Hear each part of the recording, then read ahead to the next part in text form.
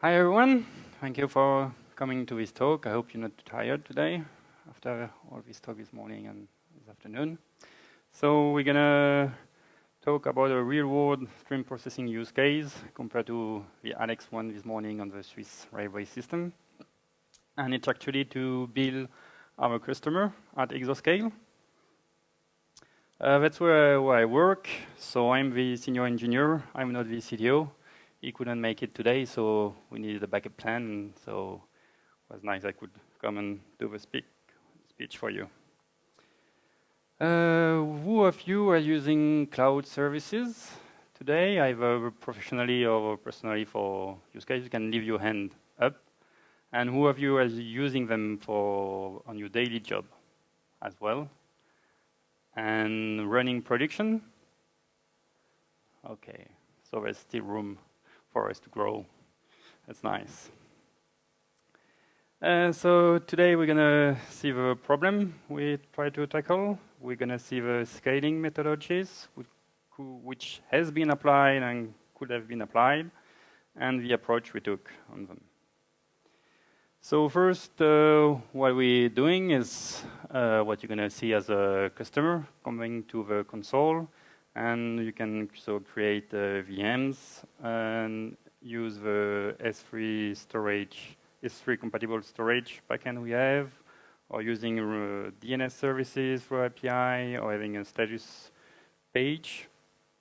And so from this picture, what we have, if we do a concept of it, it's the control plane from which we have events communication with hypervisor, with all these VM system. We also communicate with the storage backend system and with third API, like for example for the DNS.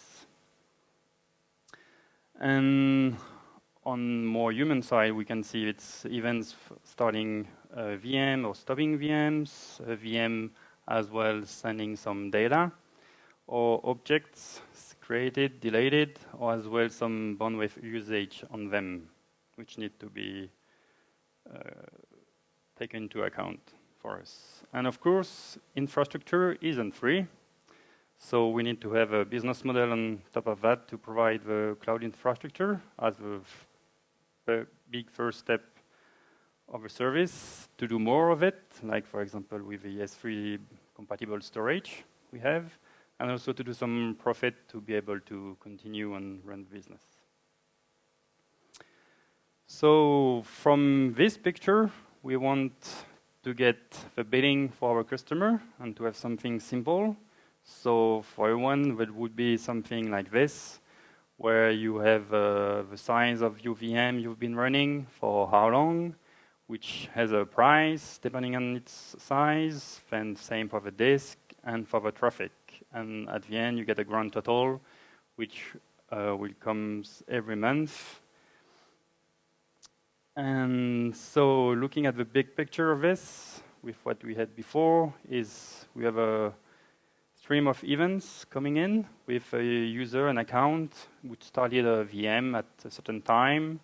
Then we get over events like an IP, which has been sending out a number of megabytes, and over objects which have been created under an account and has a size attached to it. So from this, we can see two things. It's categories, quantities, and resources. Quantities, it's the 10 megabytes, and it's the simple thing, because you have almost everything there into the event.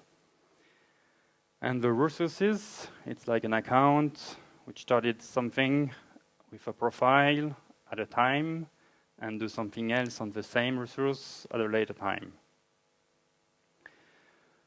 If we look closer to what we really have in production, it's this kind of message with a type being the usage for an entity VM action create at a certain time using a template, which in case it was a Windows would have added some licensing fees from which system it's coming, for which account, having a unique identifier, and of course we're offering the size of a VM. On the network side, we have IP measurement, which comes in every minute and sends an header, a source address, a number of bytes, and have a validity from which time it was taken. So on the theory side of it, the quantities I would think is pretty simple, because you can just simply attach a price tag to your events. Having the IP and the 10 megabytes, you know the price per megabyte, so it's easy to just put a tag on it and to bill the customer who is using this IP address for that. And the interval as well is well known, so it's coming every minute, so you don't have to think about changes in between. But resources are harder, because then there's this, you have to keep track of the time of each actions and what the time has been passed between those actions. So you have to keep a state machine for each of your resources and for each of your accounts and compute this interval. So this is done per account, and if you multiply with all your customers, it's getting to a pretty big size of a state machine. So if we wanted to solve this in the easiest way, the most naive way, it would be just to fetch all the events and grabbing the identifier, the time of that event for a VM, for example. And if it's a start, you keep at what time you've seen this event. And if not, for example, it was a scale or anything, you can then compute the time from the previous state you kept to compute the usage and send it to the metering, which will do the billing later. And the only thing there, for example, would be that since you're only acting on events there, you're not being able to send a metering if you don't get any events coming in. If I started the machine, the VM, and it's been running for weeks and weeks, there's no stop event, there's no scale event, there's just nothing. So you have to find somewhere so you can bill your customer. So on the real life side, this can be seen as a never-ending process because we open 24 hours a day, all year round. We also want a minute precision billing. So to be fair with you, so if you're just using the VM for 15 minutes, it's just going to be billed for 15 minutes. And we also want to apply this once an hour so that you could see your credit going down more naturally than just at the end of a usage event of a stop of resources. And of course, we want to avoid at all costs to overbill you, because otherwise we're going to lose you. And also to underbill, because otherwise we're losing money and we're not going to be able to pay our engineers. So practical matters as well was to keep a small operational footprint on it, because it's not our main business, I would say, to bill our client. It's everyone has to do this to get the money to pay the engineers. But we wanted this to be able to be to be running on one side and forget it, so we could have our engineers focusing on other stuff, more fun stuff. And as well in terms of resources, hardware, not using too many big servers for just that. So the naive approach we took first was, as everyone would have done it, I think, using a cron job. It's been there for years. It's really reliable. You know it's working. It's running every hour at 32. It's perfect. So from there, you would extract the events for an account, compute the metering, send the usage with this type of data. So an event has an account, resource type, resource ID, timestamp, and also event type.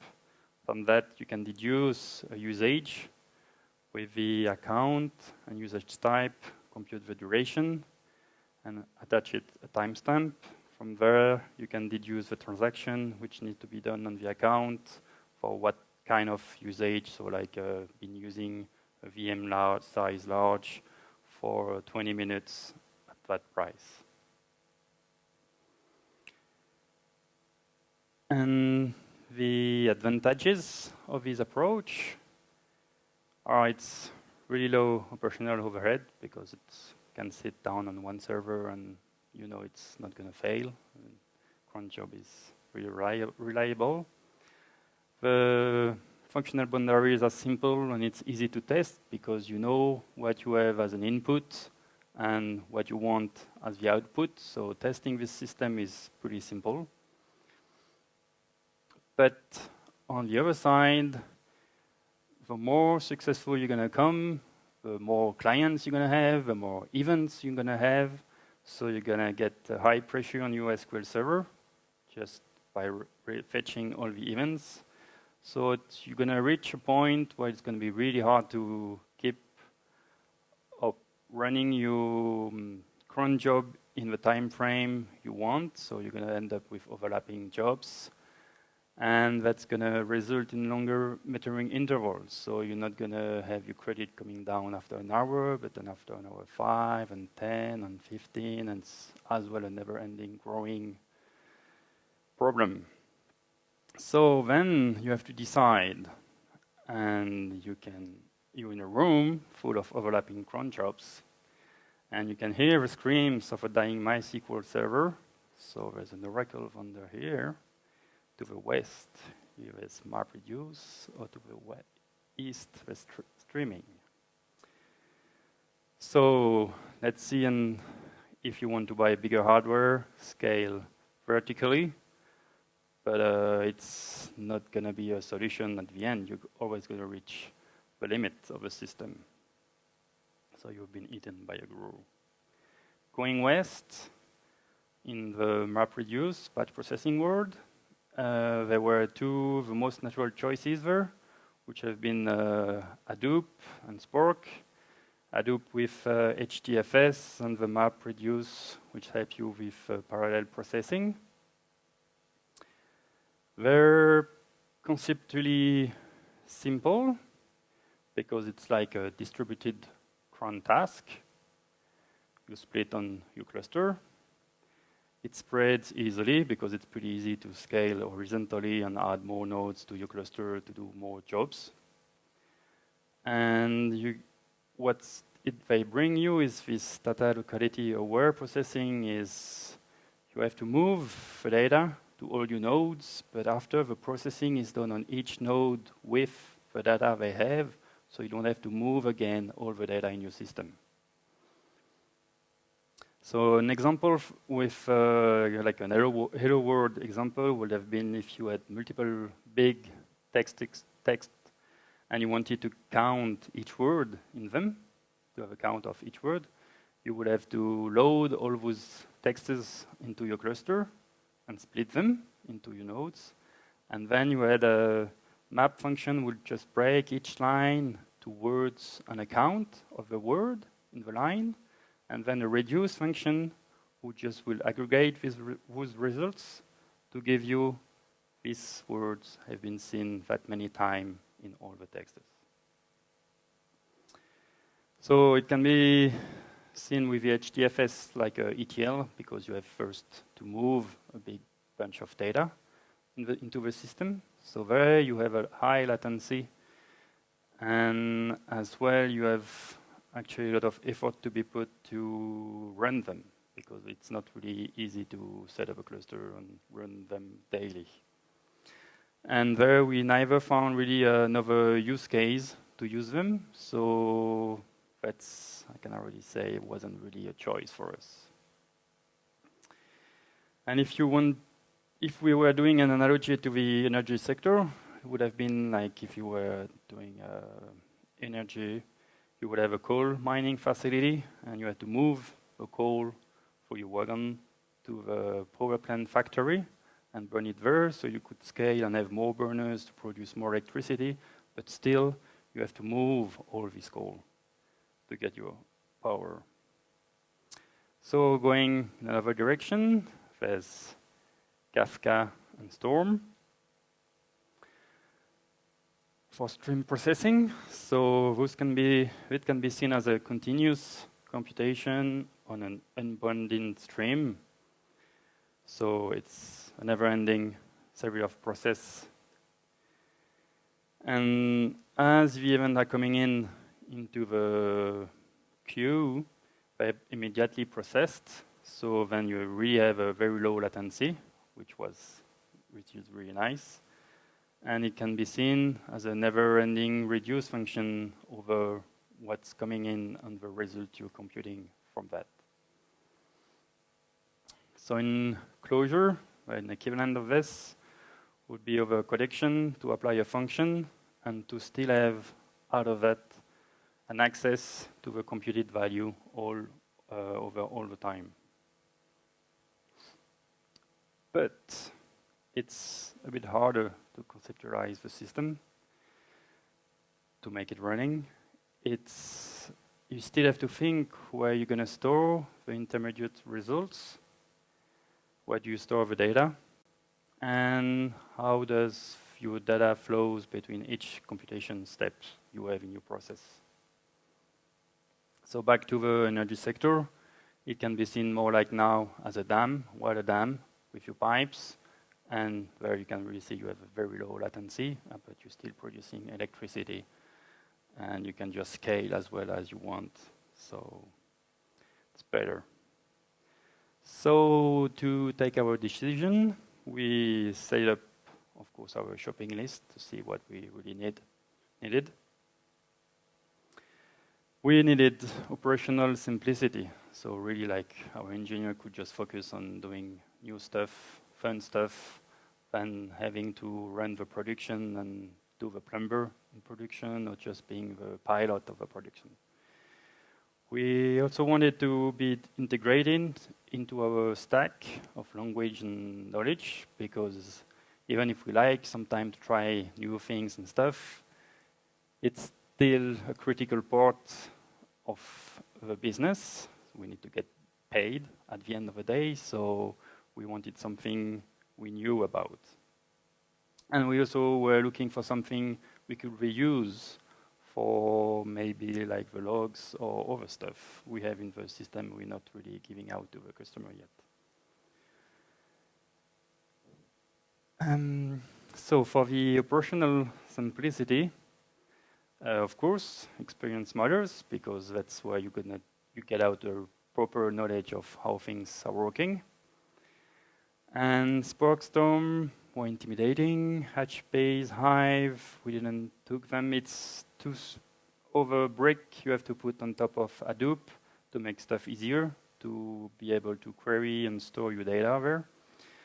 And at the end of the day, you're just having too many dependencies, too many stuff to make the whole system up and running. So as well, the more dependencies you have, more chances you have to hit bugs and problems later on when you want to upgrade or stuff like that.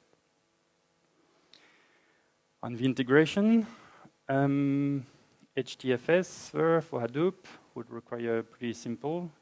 You have connector for Java, but you just have to write over bindings for our system to communicate with other tools we have.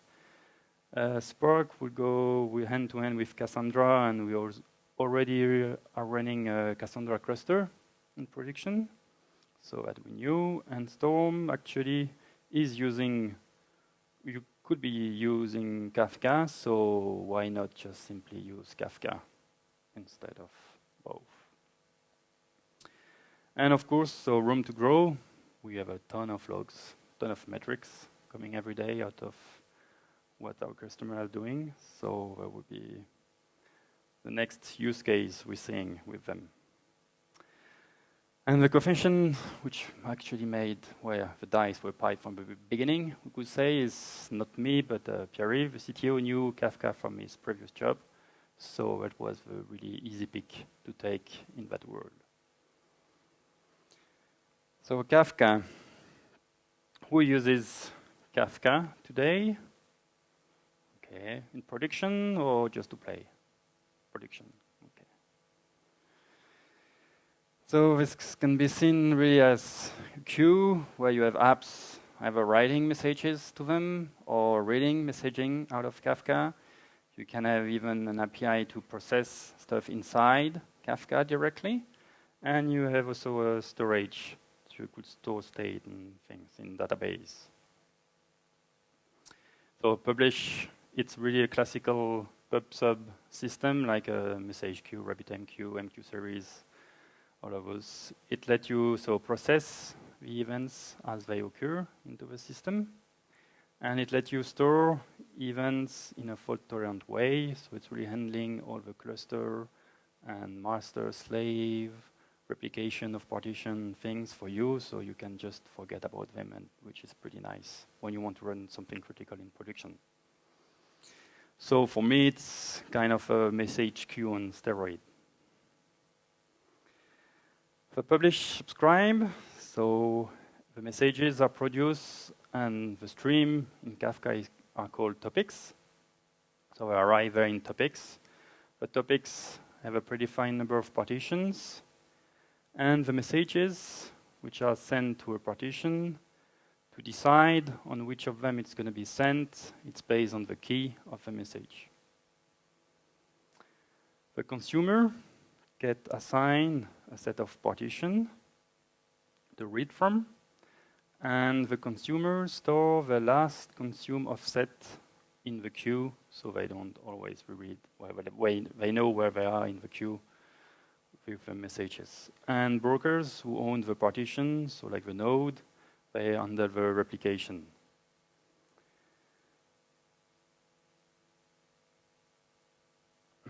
So here we got the a more descriptive picture of how it works. So you get on the left side all your producers. So what could be for us Cloud Stack, the compute engine, the storage engine, DNS, whatever, which have a client to send asynchronously messages into Kafka with a key being the account and a payload with the messages we saw before. And then Kafka check the account, the key, decide to which broker, so which node in the cluster it's going to be sent. And the broker knows which consumer is reading this message from that partition and forwards it to that consumer. What is really important here is you have one consumer to read one partition, because otherwise you're going to have, if you end up with multiple consumers reading the same messages from a partition, you're not sure, well, you're going to process the messages multiple times in your system. And the consumer can be grouped into an ID, so it's one consumer in a group ID to read one partition.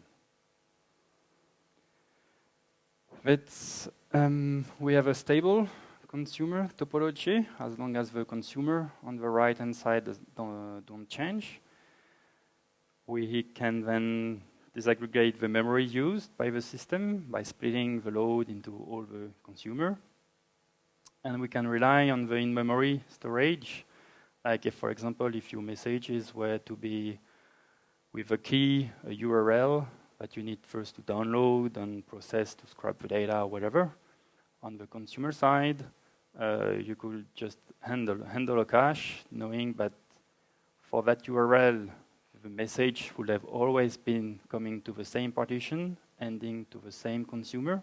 So then you can really use the cache to not re-download it if it did it already before applying whatever he needs.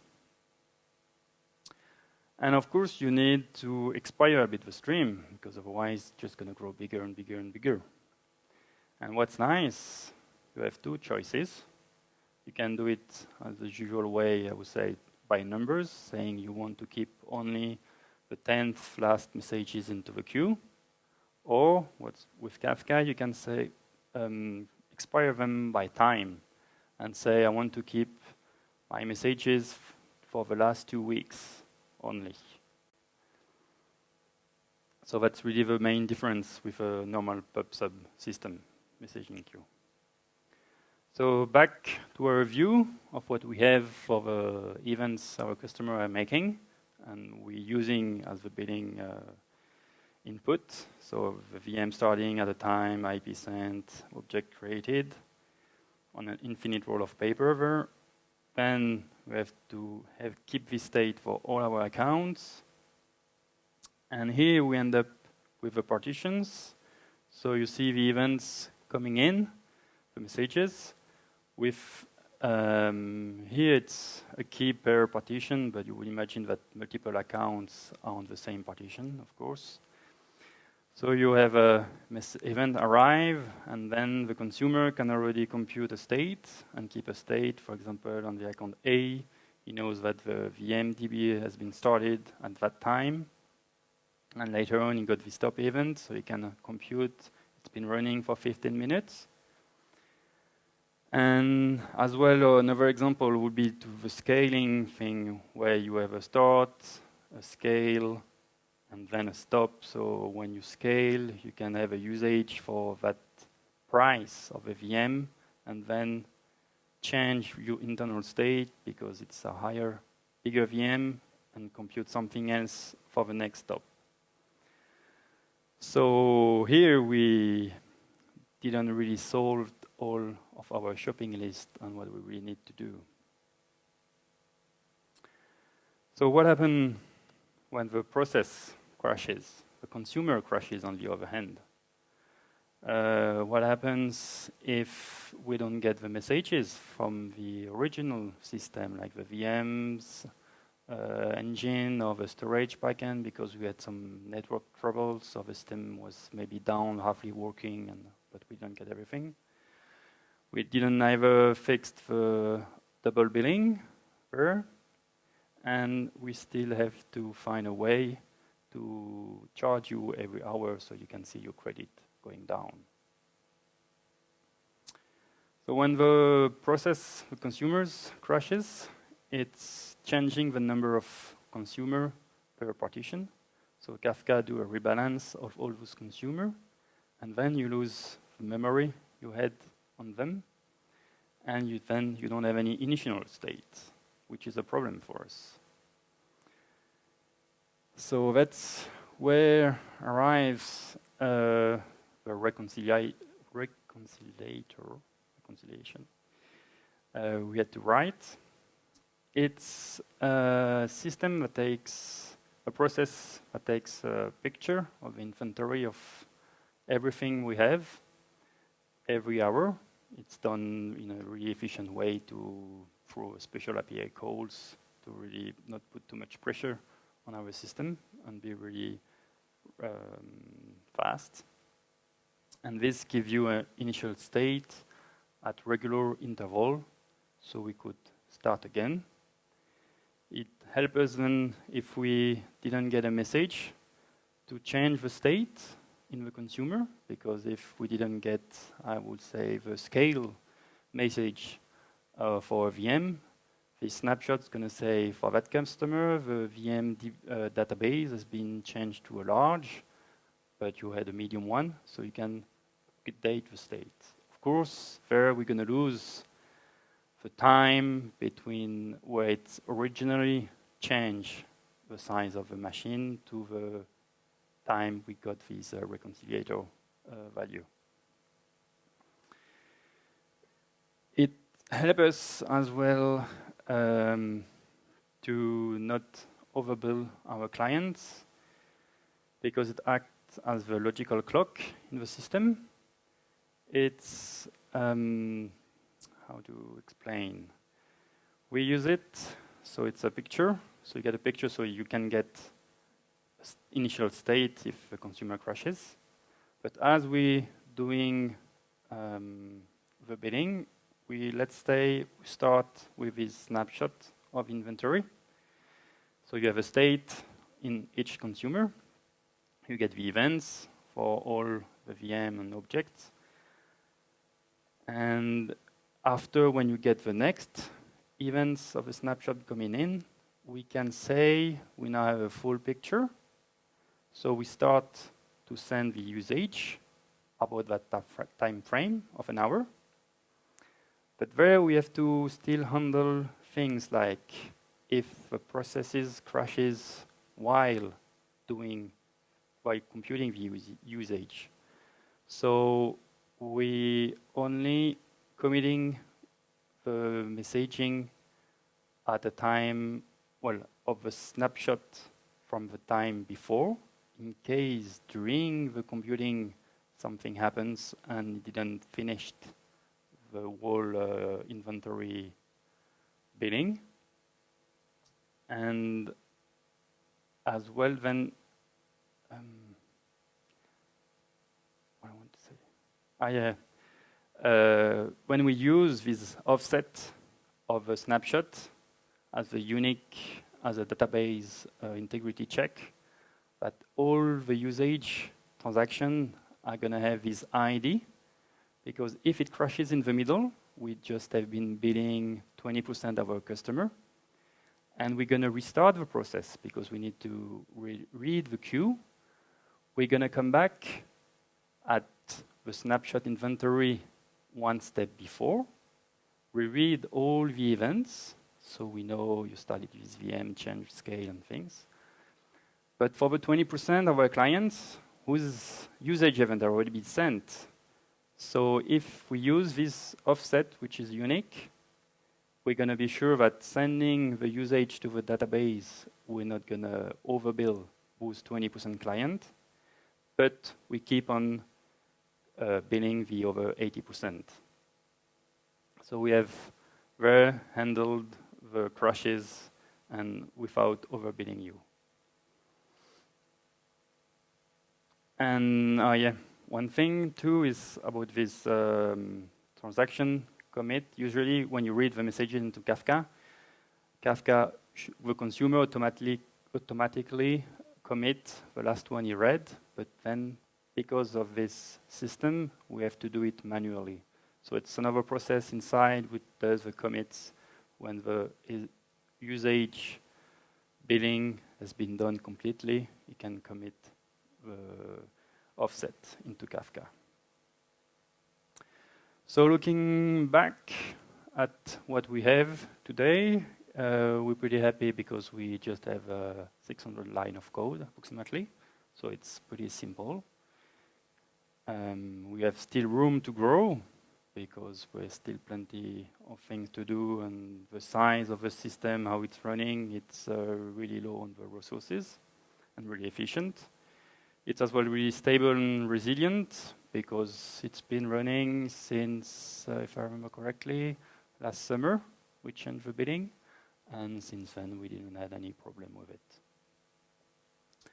And we're already using it now for the DNS, to do the reverse DNS of the VMs. And we want to use it later on now to be able to send out the logs and metrics of the system to our customers. So if they are resellers or whatever, they can use them to do their own billing in their own system. But what about batch processing? Well, it's not dead. The streaming doesn't work for everything.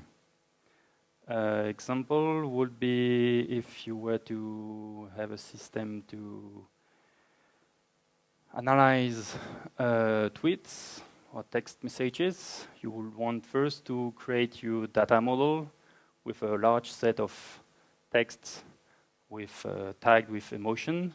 So you're going to have somewhere, it's better to have a big batch which is going to create this data model for you. And then when you have this model, you can apply the stream processing to the result to analyze mails, tweets, or whatever you want. Because then it's really more the throughput at the end that matters than really the latency of the system at the beginning. And any questions about that? Yes.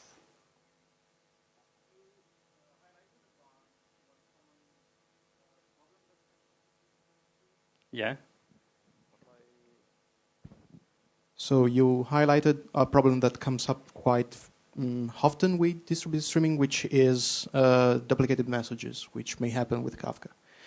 And there are other kind of problems like messages coming out of order or a skew between the processing time at which the event comes into the system and the actual time at which the event occurred. Have you had any kind of problem with this kind of things, and have you considered any kind of solution with existing tools like, for example, Apache Flink that may come into helping you with this kind of problems?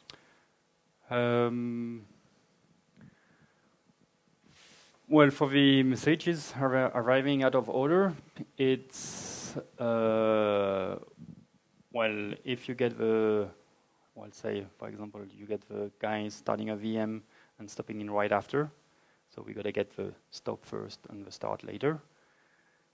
I can't be sure, but I would think now, because I didn't write these whole code of this part of the stuff, we would just discard those 2 minutes. Because I mean, the out of order will be really in terms of really short things. And so with what we really have, the messages, we don't really have any problems with this, with what you told. So it's in our use case, it's fine. Yes.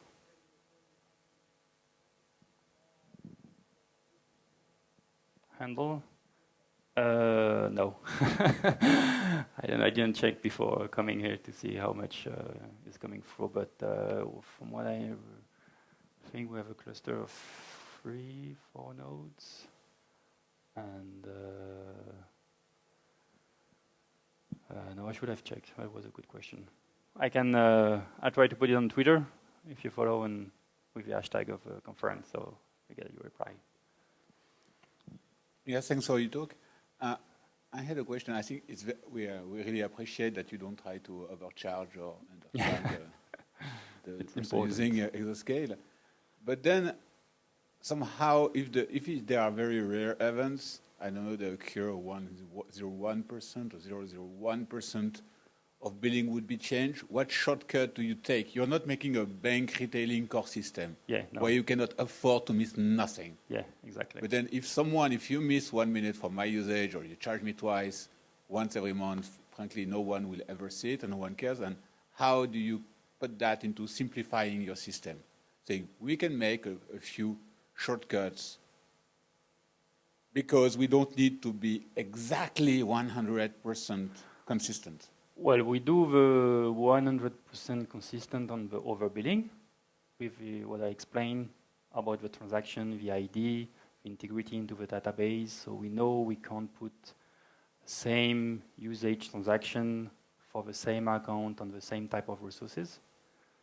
For the underbilling, we're not at 100%.